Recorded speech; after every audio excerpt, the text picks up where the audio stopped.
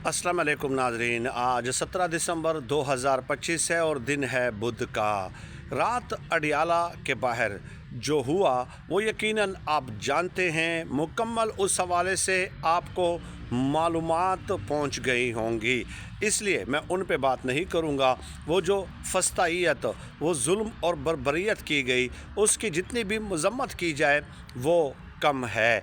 लेकिन उसके बाद फिर हुआ क्या है, इमरान खान साहब का जो एक बेटे तो दो हैं, लेकिन कासिम खान, उन्होंने एक इंटरव्यू दिया है और उस इंटरव्यू में उन्होंने इंतहाई मुदब्बराना बातें कही हैं।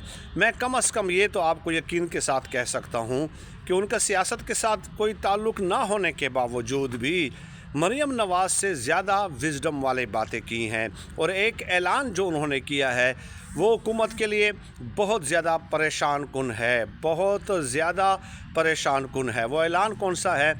वो ये कि उन्होंने जनवरी में पाकिस्तान आने का ऐलान कर दिया है।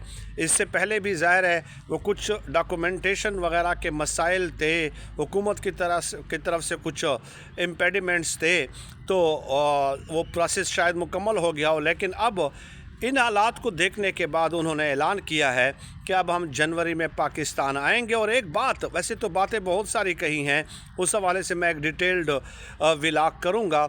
तो उन्होंने ये बात कही कि अगर हम अपने वालिद इमरान खान साहब से ये कहें कि अबू जी आप ये सब कुछ छोड़ दें, अपने मकसद को छोड़ दें, आप हमारे साथ आएँ, बरतानिया जाएँ, सियासत को खैर बात कह दें, वहाँ पे क्रिकेट को एंजॉय करें, लाइफ को एंजॉय करें, तो मेरा ख़्याल है कि हमारे वालिद ये बात नहीं मानेंगे और हम उनके ख्वाहिश का एहतराम करेंगे।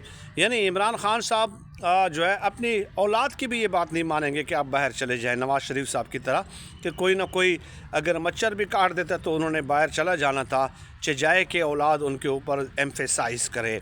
तो इसके अलावा उन्होंने कहा कि हमारी ये ख्वाहिश है कि ये हालात दुरुस्त हो जाएं, लेकिन जो ग्राउंड रियलिटीज़ हैं वो ये बता रही हैं कि हालात बद से बदतर होते जा रहे हैं, हालात संगीनी की तरफ बढ़ रहे हैं और हम अपने वालिद साहब की सेहत के हवाले से बड़ी तशवीश लाहक है। इसलिए हम एक कमीशन बनाने का मुतालबा करते हैं ताकि वो कमीशन हमें जो है उनकी सेहत के हवाले से दुरुस्त सूरत हाल से आगाह कर सके।